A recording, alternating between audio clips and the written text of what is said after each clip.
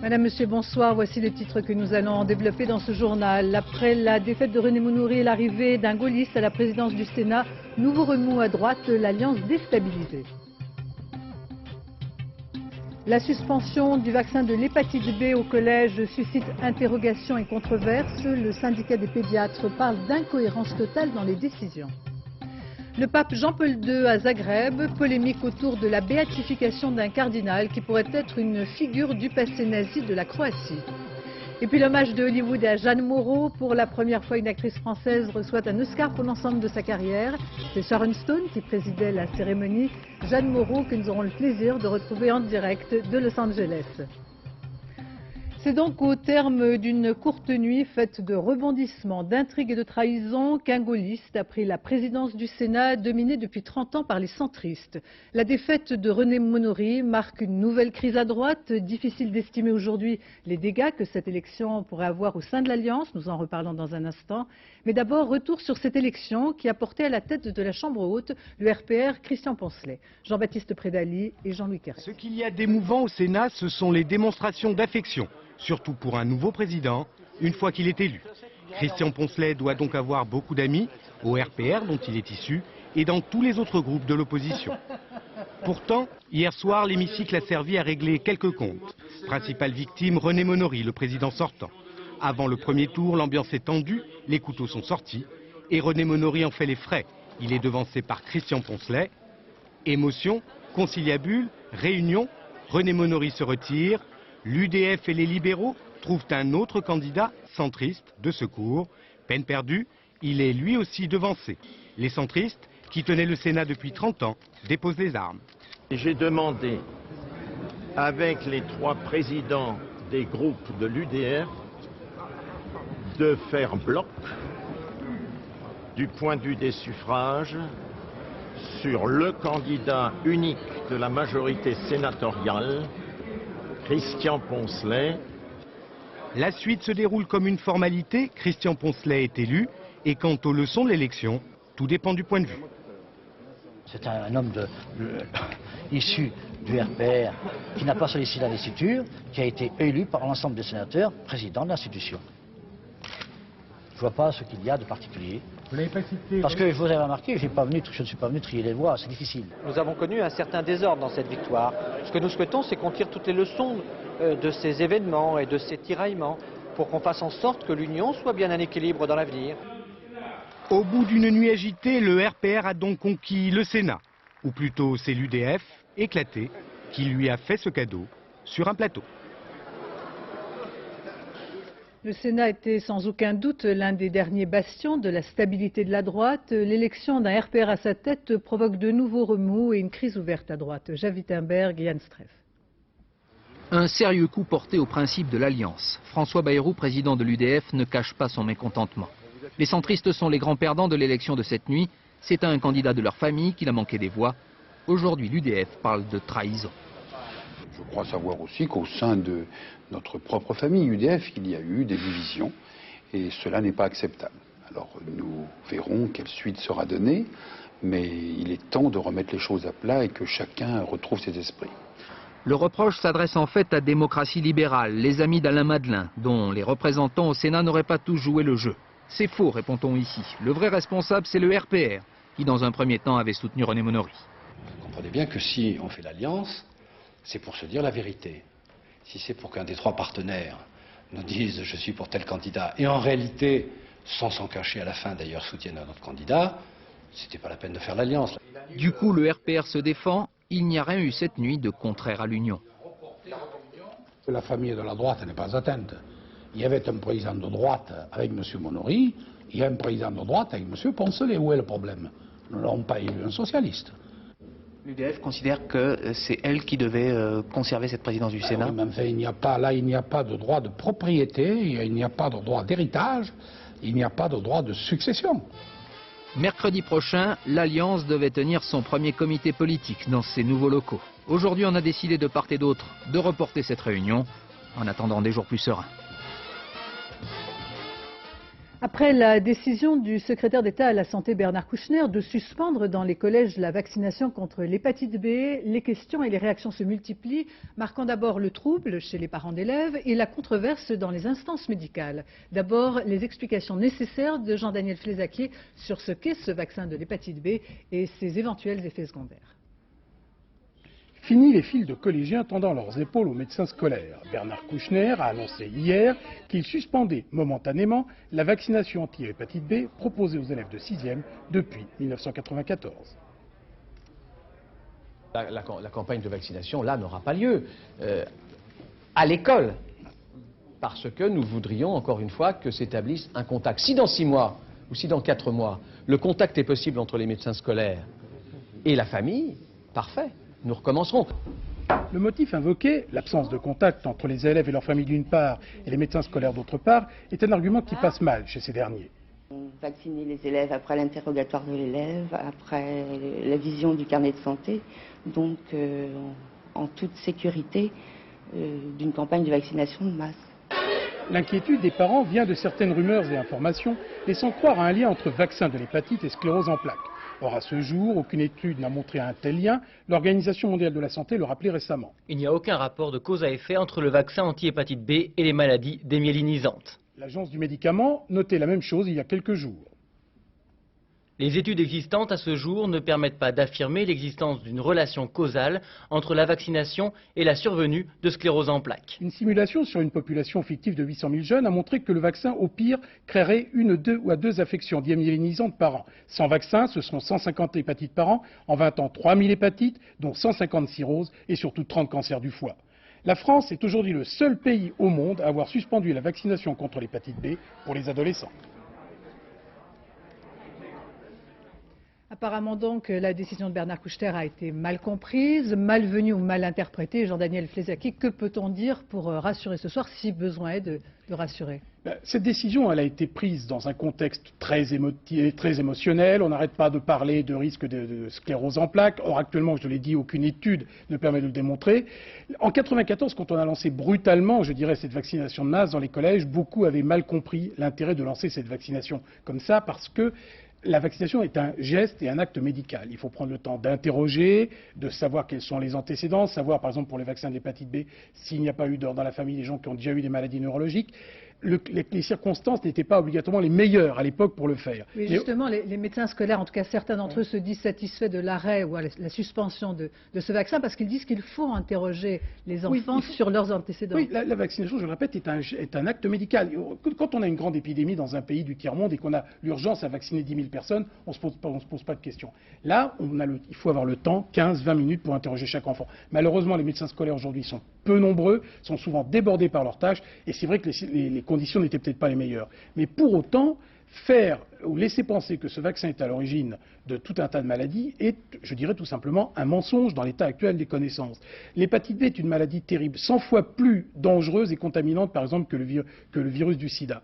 Le virus de l'hépatite est 100 fois plus dangereux que le virus du sida. Et chaque année, il y a des gens qui meurent d'hépatite en France. Clairement, vous dites il faut continuer à se faire vacciner. Les mères qui ont des tout petits nourrissons, il faut qu'ils soient vaccinés. Les adultes aussi. Certains adultes à haut risque. Aujourd'hui, pour les adultes, on est beaucoup plus restrictif. Mais pour les adolescents, il faut le faire dans des circonstances, je dirais, bien au calme et bien précises. Et il faut penser à une chose, c'est que ce système qui va arrêter la vaccination dans les écoles va toucher qui? Les plus défavorisés. Les jeunes qui sont les plus souvent exposés au risque de la drogue, les plus souvent exposés à une vie sexuelle précoce, les 2 modes de transmission du virus, et dont les familles n'ont pas les moyens d'investir dans le vaccin. Ce sont eux qui vont faire les frais de cette interdiction, à moins qu'on trouve un moyen de pallier les conséquences économiques de ce geste. Merci Jean-Daniel de toutes ces précisions.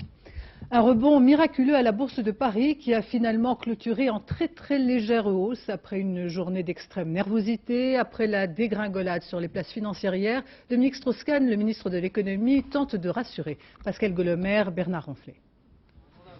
C'est presque une divine surprise après une semaine catastrophe. Pas de quoi retrouver le moral pourtant dans les salles de marché.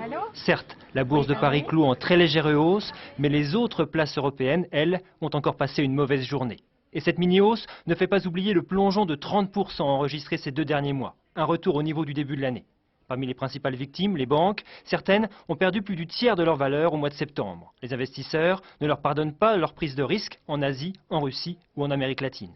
Des investisseurs qui craignent de voir la crise asiatique toucher par contagion l'économie occidentale. La moindre déclaration alarmiste les inquiète et les incite à vendre leurs actions, comme par exemple lorsque Michel Candessu, le président du FMI, déclare hier qu'il voit plus de risques négatifs que de facteurs positifs dans la conjoncture.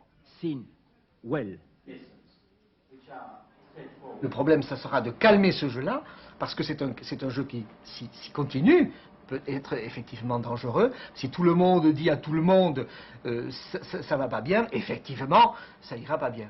Et c'est sans doute pour rassurer les marchés que Dominique Strauss-Kahn s'est voulu cet après-midi confiant sur la croissance en Europe. Dans l'économie réelle, la consommation, au moins en Europe, est solide, la croissance est sur de bonnes perspectives, et donc il n'y a pas de raison de voir aujourd'hui les bourses baisser.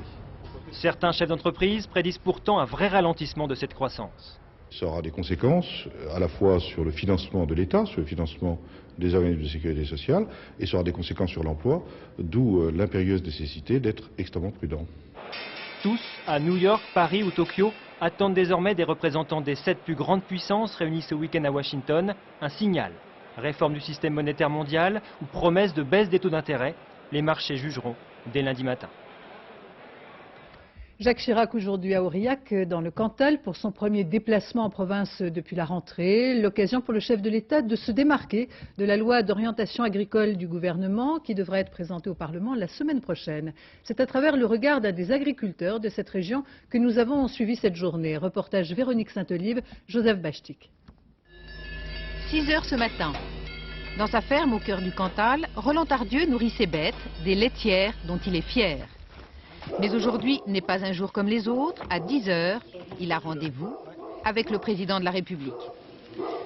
3 jours avant le grand débat sur la loi d'orientation agricole à l'Assemblée nationale, Jacques Chirac est venu ici dire ce qu'il souhaite pour l'agriculture française. Roland Tardieu et ses collègues vont donc l'écouter et puis discuter pendant 2 heures à huis clos. À la sortie de la préfecture, premières impressions sur la forme et sur le fond. Je le trouve détendu, je le trouve surtout très empreint des questions agricoles, mais ça, n'en doutez pas.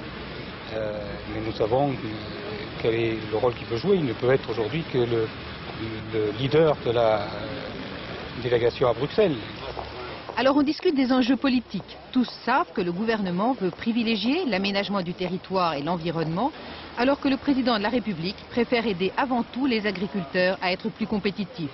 Direction la Chambre d'agriculture pour le discours officiel, et Roland Tardieu se fait son idée. Il ne s'agit pas de transformer les paysans en jardiniers de la nature appointés par l'État ou en cantonniers du XXIe siècle.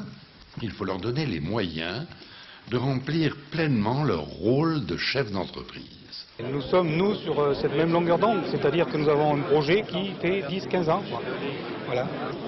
Forcing pour une dernière poignée de main et échange d'amabilité. Vous savez que c'est vraiment avec plaisir que j'y viens.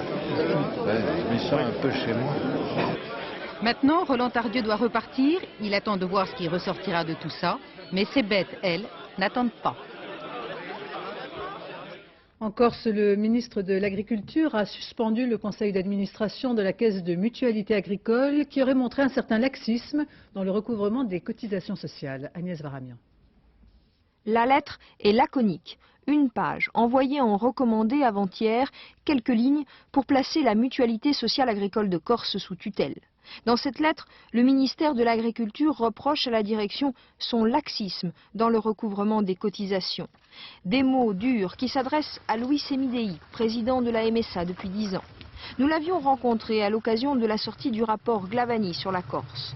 Les parlementaires soulignaient les problèmes de recouvrement de la caisse. 400 millions de cotisations impayées à ce jour et autant de pénalités. Certains agriculteurs, écrivait-on, ne payaient pas d'ailleurs depuis le début des années 80. La mutualité sociale agricole alors a-t-elle failli? Louis Semidei s'en défend. On a fait des recouvrements, si vous voulez, on a fait des recouvrements, mais il est assez difficile de saisir des gens qui n'ont pratiquement plus rien. Alors, dire qu'on envoie des huissiers ou qu'on va saisir telle ou telle exploitation, c'est très facile, mais reste à savoir ce qu'on va pouvoir encore saisir dans l'avenir. Si les cotisations ne rentrent pas, c'est donc pour la MSA que le monde agricole corse est en crise. Les dettes sont d'ailleurs, c'est vrai, concentrées dans les secteurs du maraîchage et de l'arboriculture où les difficultés économiques sont les plus grandes. La MSA insiste aussi sur la responsabilité du ministère de l'Agriculture, sa tutelle, qui semble découvrir la situation alors que l'État a géré le monde agricole corse à coups de mesures d'assistanat et de promesses d'étalement des dettes.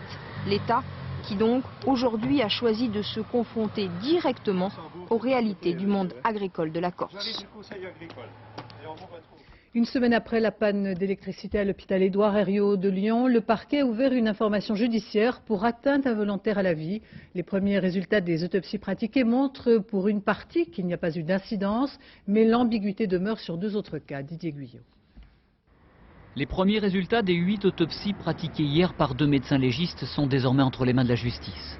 6 des patients défunts avaient des pathologies très graves. Ils devaient donc de toute façon mourir à brève échéance. A priori donc, pour eux, la panne électrique n'aurait eu aucune incidence. Mais 2 autres personnes autopsiées posent problème. Là, il faut des examens complémentaires afin de savoir si la panne aurait pu provoquer leur décès.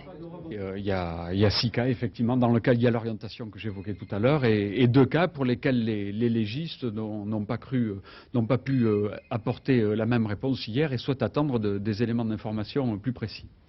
Ce soir, si une information judiciaire a été ouverte, c'est bien sûr pour tout savoir sur les causes des décès, mais aussi pour essayer de comprendre pourquoi il y a eu cette panne. Chefs de service, médecins, mais aussi techniciens et responsables de la maintenance de l'installation électrique vont donc être entendus par les policiers. Commande des groupes électrogènes, donc. Aujourd'hui, pour la première fois, la société Easy-Montenay, chargée de cette maintenance, répondait aux questions posées. Mais elle aussi ne comprend pas pourquoi un contacteur n'a pas fonctionné, bloquant tous les circuits. Panne exceptionnelle, oui, parce que cette pièce totalement statique est une pièce qui est manœuvrée très peu souvent, qui est un équipement considéré comme totalement fiable et sans problème, et c'est la première fois qu'une telle panne arrive. Donc c'est d'où son caractère exceptionnel et d'où la difficulté pour les équipes intervenantes d'identifier les sources de cette panne. Pour connaître les causes précises de cette panne, un expert va être nommé. Dans le même temps, cet après-midi, une famille a déposé plainte contre X pour atteinte involontaire à la vie. L'aide financière de la France au Maroc, au total plus de 4 milliards de francs, a annoncé Lionel Jospin aujourd'hui lors d'une conférence de presse aux côtés du Premier ministre marocain Abderrahmane Youssouffi en visite à Paris. Voilà. La France renforce donc son soutien aux réformes économiques et politiques du pays. Cet après-midi, le Premier ministre marocain a rencontré des membres de la communauté vivant en France. Jean-Paul II est arrivé cet après-midi à Zagreb pour une visite de 3 jours en Croatie. Son voyage sera marqué demain par une cérémonie très controversée, la béatification du cardinal Stepinac, un homme d'église qui aujourd'hui est considéré comme un héros national et qui pourtant, aux yeux de certains, est une figure du passé nazi de la Croatie. Alain Chalfran. Jean-Paul II est arrivé à 17h30 à Zagreb en Croatie, reprenant ainsi son bâton de pèlerin après une longue pause d'été. C'est son 2e voyage dans ce pays très catholique, issu de l'ex-Yougoslavie. Le précédent était en 1994, il y a 4 ans, la Croatie sortait à peine de la guerre. Et Jean-Paul II se remettait tout juste de sa fracture de la hanche. Un accident dont les séquelles sont toujours visibles, et même plus que jamais. Zagreb est aujourd'hui une ville normale. On y vit tant bien que mal, et plutôt mal que bien. Les inégalités se sont creusées depuis la sortie du communisme, mais elle brandit son nationalisme et son catholicisme comme un étendard. Tant religion et patriotisme sont ici mêlés. La visite de Jean-Paul II n'est pourtant pas un voyage de routine. Les très fortes mesures de sécurité témoignent d'une certaine tension. Le pape est venu pour béatifier un personnage controversé, du moins à l'extérieur de la Croatie. Le cardinal Stepinac fut archevêque de Zagreb de 41 à 45, pendant l'époque terrible du régime oustachi d'Ante Pavelić, allié zélé des nazis que l'on voit ici avec lui. Pour certains, il fut donc le complice des déportations, des massacres de juifs et des conversions forcées d'orthodoxes. Pour d'autres, il fut au contraire un modérateur, prêchant dans ses sermons l'égalité des races et sauvant des juifs. Pour Jean-Paul II, le Polonais, il est avant tout une victime du régime communiste de Tito qui le mit en prison. Aujourd'hui, ici, le cardinal Stepinac fait figure de héros national. On ne voit de lui que le 2e aspect du personnage. Il ne s'est compromis ni avec les communistes ni avec les fascistes. Il était juste un missionnaire du Christ. Le cardinal était un grand monsieur, c'est juste qu'on le célèbre aujourd'hui. Et quand on évoque la polémique, on vous répond invariablement. Propagande communiste ou pas, il reste que le moment choisi pour cette béatification n'est peut-être pas l'idéal. Les tensions sont loin de s'être calmées dans la région et les souvenirs de la guerre ne contribueront pas à les faire retomber. Au Kosovo, tout est prêt pour une intervention militaire contre les Serbes. Le président Milosevic doit retirer ses forces spéciales dans les 15 jours qui viennent pour éviter les frappes de l'OTAN. Et puis tout à l'heure, le président américain s'est déclaré très optimiste sur une issue positive de la crise. Patrice Romden. Cet Albanais est l'unique rescapé d'un groupe de 14 personnes, des réfugiés massacrés dans une forêt du Kosovo. Selon lui, ces agresseurs portaient l'uniforme de l'armée serbe, accusation rejetée par Belgrade. Je peux vous assurer que personne, parmi les forces gouvernementales, n'est impliqué dans des incidents de ce genre, tels que les rapporte la presse. En marge de ces massacres pour lesquels le Conseil de sécurité des Nations Unies exige l'ouverture d'une enquête, se pose la question du cessez-le-feu, la fameuse résolution 1199. Certes, Belgrade annonce la fin des combats et invite les journalistes à constater que les soldats serbes plient bagages, comme ici à 35 km de Pristina, la capitale du Kosovo. Mais les Occidentaux réclament le départ de toutes les forces spéciales serbes. Du coup, tous les regards se tournent vers Washington où les États-Unis brandissent la menace d'une intervention de l'OTAN. L'OTAN est prêt à agir. Voilà où nous en sommes pour l'instant. En tout cas, l'idée fait son chemin. D'un côté, il y a l'OTAN qui travaille. De l'autre, il y a la résolution des Nations Unies. Je pense que nos alliés européens nous soutiennent. À partir de là, nous espérons que M. Milosevic a compris notre message. Nous devons être fermes, nous devons faire cesser la violence, en venir aux négociations, bref, travailler dans cette direction. En dépit de cette escalade verbale, Bill Clinton se dit optimiste sur une issue positive. En fait, tout se décidera sans doute la semaine prochaine à New York, à l'issue de la publication du rapport de l'ONU sur le respect du cessez-le-feu. À Bonn se sont ouvertes les négociations entre le parti de Gerhard Schröder et les Verts. Les Verts demanderaient 4 portefeuilles ministériels, dont celui des affaires étrangères. Le SPD et les écologistes ont décidé un état des lieux des finances allemandes et se disent prêts à établir un programme d'urgence contre le chômage des jeunes. Et puis à Berlin, la Potsdamer Platz retrouve ses couleurs d'antan. L'une des places les plus animées d'Europe a été rasée pendant la guerre, devenant un immense terrain vague, symbole de la guerre froide. Aujourd'hui, c'est un immense centre commercial qui s'est rouvert. Un nouveau départ pour Berlin, où le nouveau chancelier viendra s'installer dès avril prochain. Philippe Rochaud, Pierre Moscovici. Le cœur de Berlin bat à nouveau sur Potsdamer Platz qui redevient le centre des affaires de la capitale allemande avec le retour du groupe Daimler-Benz, symbole de la puissance industrielle du pays. Le président de la République, Roman Herzog, a inauguré ce quartier rebâti en 4 ans pour 13 milliards de francs. Un quartier chargé de mémoire. Avant la guerre, c'était l'âme de Berlin, les affaires, la presse, les cinémas. C'est pour la conquête de Potsdamer Platz que des dizaines de milliers de soldats soviétiques sont morts dans l'assaut final contre le bunker d'Adolf Hitler qui se trouvait là. C'est aussi sur Potsdamer Platz, devenu terrain vague, que les Allemands de l'Est ont bâti le mur de Berlin, la condamnant au silence pendant 4 décennies. Et c'est encore là que s'est jouée la chute du mur de la honte en novembre 89 et que les Berlinois de l'Est et de l'Ouest se sont retrouvés. Le centre commercial qui lui redonne son âme accueille plus de 100 magasins. Berlin ne se veut pas capitale monstrueuse, métropolis, mais son créateur a voulu qu'on y retrouve le style qui faisait son charme. Le mélange des styles existait déjà à une autre époque, dans les années 20 ou 30. Mais on ne peut pas restituer toute cette ambiance, car la vie a changé. En 4 années, les Allemands ont voulu rebâtir une capitale digne de ce nom, car c'est là que les institutions, le Parlement, le gouvernement vont s'installer. Mais il reste beaucoup à faire pour que Berlin ressemble à ces images de synthèse créées par ses architectes. Berlin sera encore en chantier quand le nouveau chancelier viendra s'y installer.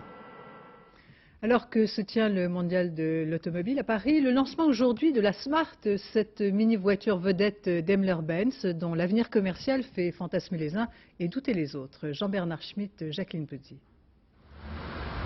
C'est un peu comme un distributeur automatique.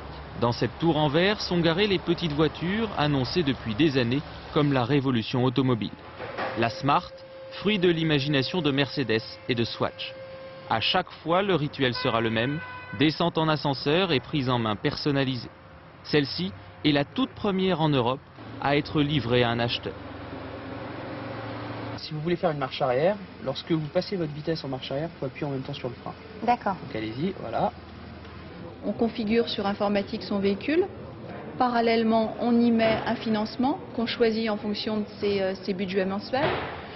Et 2 heures après, si on le souhaite, si après avoir trouvé son bonheur dans une tour de stockage, on peut repartir avec, eh bien on repart 2 heures après avoir choisi son véhicule.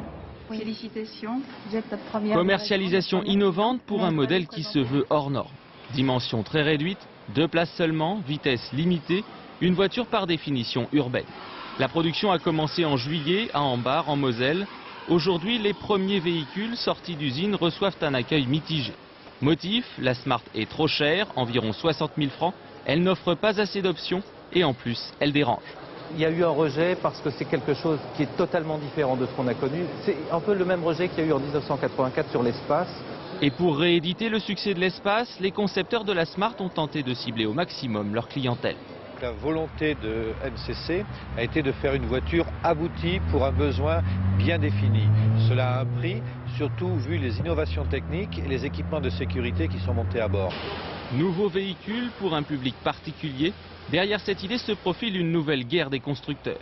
Les plus grandes marques de voitures attendent toutes de voir quel sera le destin de la Smart pour sortir à leur tour leur propre modèle de voiture urbaine. Et puis cette information qui nous est parvenue en début de journal, une fusillade dans une église à Paris pendant un mariage gitan, plusieurs blessés dont un grave.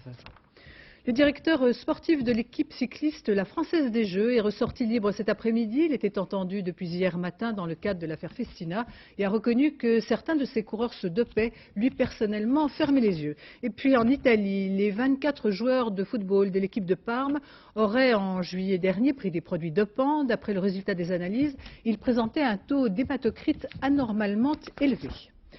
L'humiliation du Paris Saint-Germain hier lors des 16e de finale de la Coupe des Coupes. Le PSG a été battu par le Maccabi d'Haïfa, un faux pas de plus, une mauvaise performance pour le club qui est en état de crise. Alain Vernon. Orly, 16h cet après-midi. En provenance de Tel Aviv, l'avion du Paris Saint-Germain vient de se poser. Fatigue plus élimination égale grosse déception. Bernard Lama résume bien la situation d'un geste. On a encaissé 3 buts hier soir, tous en deuxième période. Une tête sur le poteau d'abord, reprise de Kaise, seul face à Lama. Le Maccabi Haïfa mène 1-0. Paris Saint-Germain à ce moment-là est éliminé. Il y a de l'électricité dans l'air. Et puis c'est le bal des émotions. Un vrai tournis. Wedek égalise grâce à une bévue du gardien d'Haïfa. Paris reprend espoir. 6 minutes plus tard, nouvelle faute de marquage de la défense parisienne. Mizrahi tout seul redonne l'avantage au Maccabi. Paris nous rend fous. D'autant que Simonet a décidé de réagir. Centre en retrait pour Okocha, voilà 100 millions de francs de transfert vite oubliés puisque Paris est qualifié à 2 partout. Hélas, Paris brise les rêves de ses supporters dans les arrêts de jeu. Goma veut contrer Mizrahi mais lobe le malheureux Lama. C'est Paris cauchemar.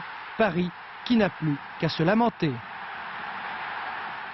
C'est impardonnable, c'est notre faute et je dirais que c'est encore une faute totalement collective de nous tous. Officiellement, vous êtes toujours l'entraîneur du Paris Saint-Germain jusqu'à dimanche? Ah ben, on m'a pas dit autre chose pour le moment, oui. Alors, si je vous parle comme ça, sinon je n'aurais pas été là. Si j'avais pas été entraîneur, je n'aurais pas été dans les médias, donc je ne me serais pas arrêté. Marco Simonet, quant à lui, est solidaire de son entraîneur. Le président il a choisi Giresse, c'est bien pour tout le monde. Moi, jusqu'au bout, je serai avec Giresse. L'entraîneur du Paris Saint-Germain qui pourrait être fixé sur son sort dimanche soir après le match contre Lens.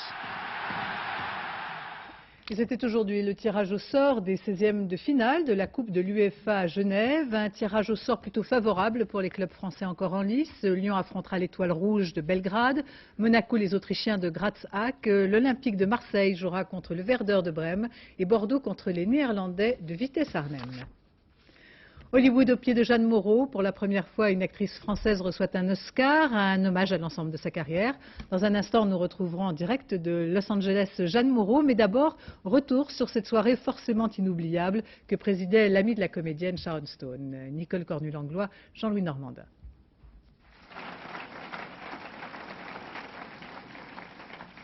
Je ne sais pas comment expliquer Je vibre de la tête aux pieds, je suis exaltée et en même temps je me sens très lourde du poids de tous ces films. Alors c'est une situation très difficile et particulière pour moi. Ce passé de Mademoiselle Monroe, comme on l'appelle ici, est fait de nombreux chefs-d'œuvre comme Jules et Jim. C'est l'un des 20 films présentés par l'Académie des Arts et des Sciences de Los Angeles qui lui consacre un hommage pour ses 50 ans de carrière. Seules 2 autres Européennes ont eu cet honneur, mais à titre posthume, Marlène Dietrich et Anna Magnani. Jeanne apprécie cette cérémonie plus conviviale que solennelle, grâce en grande partie à Sharon Stone, qui anime toute la soirée par amitié. C'est merveilleux d'avoir des gens qui pensent à vous comme à quelqu'un d'unique et d'extraordinaire. Mais il y a aussi des moments où on n'a pas envie d'être unique, ni d'être extraordinaire. Et Jeanne, je peux toujours aller la voir et lui demander ce que je dois ou peux faire, et elle a toujours la réponse. Mais c'est aussi la reconnaissance de grands réalisateurs, producteurs ou professionnels du cinéma américain. C'est une personne qui passe bien au-delà des pays et des frontières. Elle est très connue ici. La salle est comble ce soir. C'est l'une des invitations les plus attrayantes d'Hollywood. On découvrit aussi ce clip sur une chanteuse du Burundi, Kadja Nin. C'est plus inattendu, mais c'est Jeanne qui l'a réalisé. À son passé prestigieux, elle préfère son présent et son futur, mais surtout l'amitié intemporelle. Jeanne Moreau, bonsoir, vous êtes en direct de Los Angeles. Au-delà des hommages et des phrases que l'on se prépare, que se passait-il hier soir dans la tête et surtout dans le cœur de Jeanne lorsque vous étiez en scène? En scène, il y avait une véritable joie, une véritable énergie parce que toute la journée, j'ai vécu avec tous les morts, tous les gens qui ont permis que je sois la femme que je suis, les inconnus et puis les réalisateurs connus. Et j'ai eu l'occasion de rester 2 ou 3 heures seule. Et vraiment, cette soirée, c'était un hommage à tous ces gens-là, à tout ce merveilleux cinéma européen, français, qui a permis aux Américains de me connaître. Mais j'ai été transportée par tous les signes d'amitié. Et je vous jure que même si j'avais envie d'avoir quelques larmes, c'était tellement joyeux, la présence de Sharon Stone, sa beauté, son élégance, et puis tous les amis qui sont venus de partout, qui étaient dans la salle. Donc j'étais dans un état merveilleux, voilà. Tout au long de cette semaine, on a vu notamment dans la presse toute une série de déclarations d'amour à votre égard. Je pense que vous les avez lues. Y en a-t-il une qui vous avez retenue particulièrement, qui vous a étonné? Non, je ne peux pas dire qu'il y en a une particulière qui m'a étonnée. Je veux dire que vous me prenez un petit peu à court. Là, je suis à Los Angeles, je rencontre... Vous parliez de tous ces signes d'amitié, ces mains qui se sont tendues, et c'est vrai que toutes ces déclarations, comme par exemple une page de publicité pour vous dire « Jeanne, on vous aime », vous l'avez lu? Ça, j'ai vu, bien sûr, les gens de Claude Berry, j'aurais aimé qu'il soit là. Il y a tellement de gens que je dois remercier. Toute l'équipe de télévision avec lesquelles j'ai travaillé, tous les gens de Canal, tous les acteurs, les réalisateurs, je ne saurais pas énumérer tout le monde. Alors Jeanne, un des points communs, en tout cas, qui rassemble les cinéastes et les acteurs de votre vie, et dont vous parliez il y a un instant, c'est peut-être d'avoir été novateurs et marginaux. Ce terme de marginalité, vous le revendiquez pour vous? Bah, oui, je ne suis pas tout à fait conventionnelle, je ne suis pas dans le courant habituel, j'échappe un petit peu aux clichés. Vous le savez comme moi, on est entouré de clichés et toute notre vie est dominée par les clichés. Oui, je suis un petit peu marginale, je pense, oui. Dans votre carrière, vous n'avez jamais, je crois, joué 2 fois le même genre de rôle. Est-ce que c'est volontairement que vous n'avez jamais interprété des femmes abîmées par la vie, cassées par la vie, déprimées, alcooliques, des femmes qu'on retrouve beaucoup d'ailleurs dans les films d'aujourd'hui? Non, voilà, je vais vous dire, passé 40 ans, en général, les comédiennes reçoivent des scénarios avec des personnages de femmes nostalgiques, désespérées, suicidaires. Et moi, je veux donner une image aux femmes du monde entier, une image d'énergie, l'âge n'a pas d'âge. Je veux qu'elle sache que ce qui est important, c'est cette espèce de lumière intérieure que nous possédons tous. C'est un message, et je veux leur faire ce cadeau. C'est un message c'est un message que vous faites très bien passer. Peut-être une dernière question. Vous avez souvent dit être une non-militante militante. Au fond, pour quelle raison vous avez signé la lettre de soutien au président Clinton? J'ai signé cette pétition parce que l'Amérique est un merveilleux pays, c'est une démocratie et je pense que ce qui se passe en ce moment est une ignominie et que ça ressemble à un mouvement très extrême droite et que c'est très très très dangereux.